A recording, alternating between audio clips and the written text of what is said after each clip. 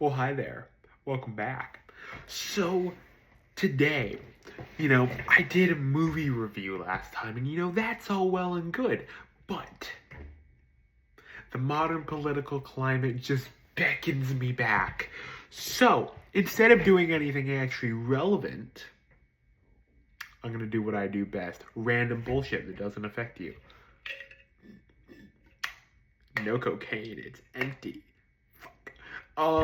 So today we're going to be talking about so there is this common talking point. It's not really relevant. It's a talking point where people say if the founding fathers came to America today, they'd be disgusted by it. That's probably true. They probably would not be huge fans of, especially how much power we give to voters. They weren't huge fans of what they would call mob rule. They really wanted hands in the educated and the elites.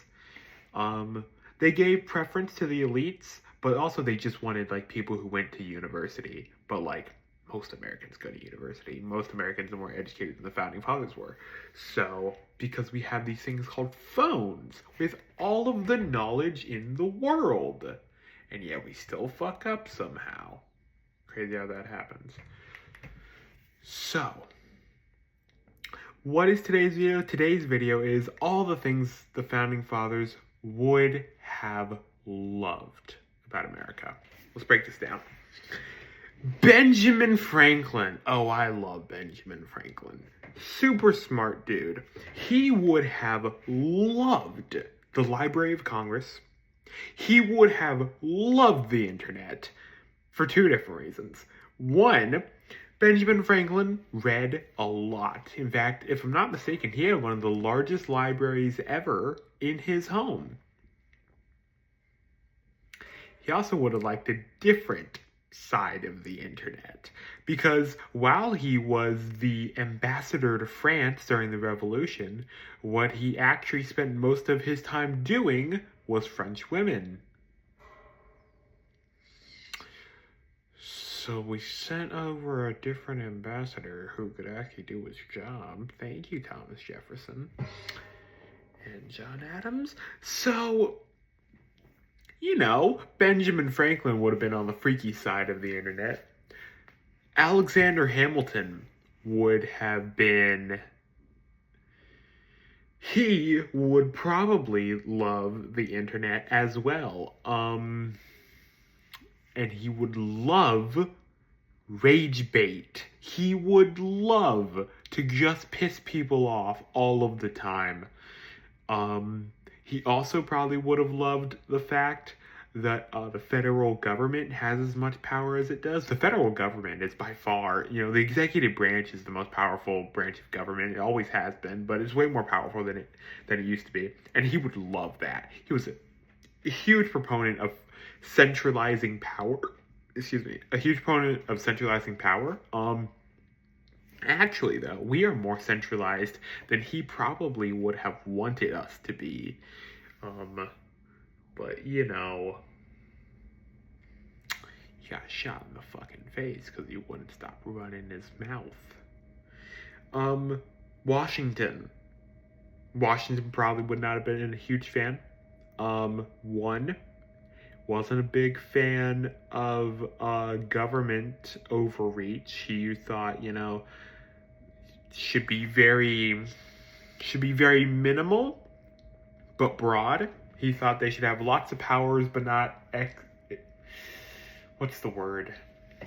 He was not a huge fan of big government. However, he was definitely a Federalist, and people always list him as non-party aligned. No, he was a Federalist. He just didn't want to join the party because, one, he died before it really was a party, and two, he had the whole no being super ideologically one way or the other, because, he wanted to be that anchor for the nation.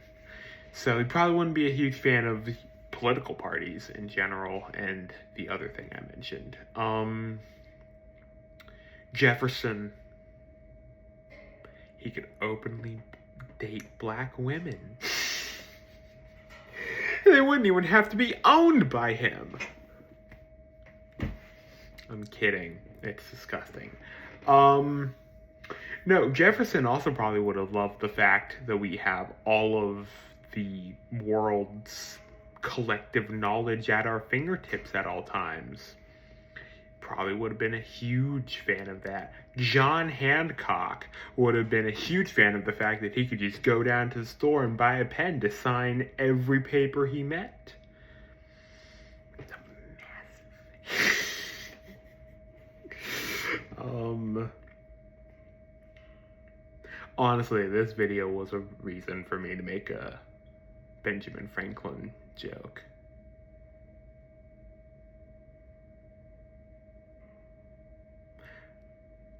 Burr would have been a huge detractor of the fact that you can't just murder people on cold blood anymore and get away with it.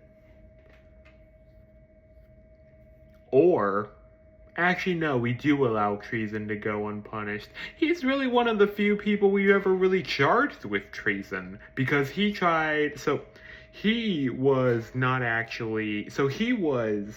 arrested for a crime, and it had nothing to do with Hamilton's murder.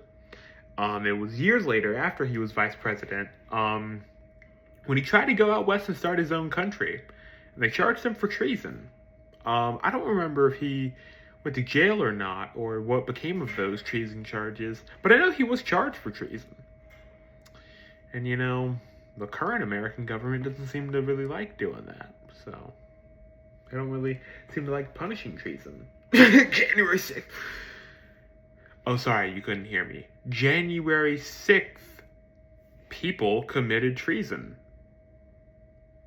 And then they got off scot-free.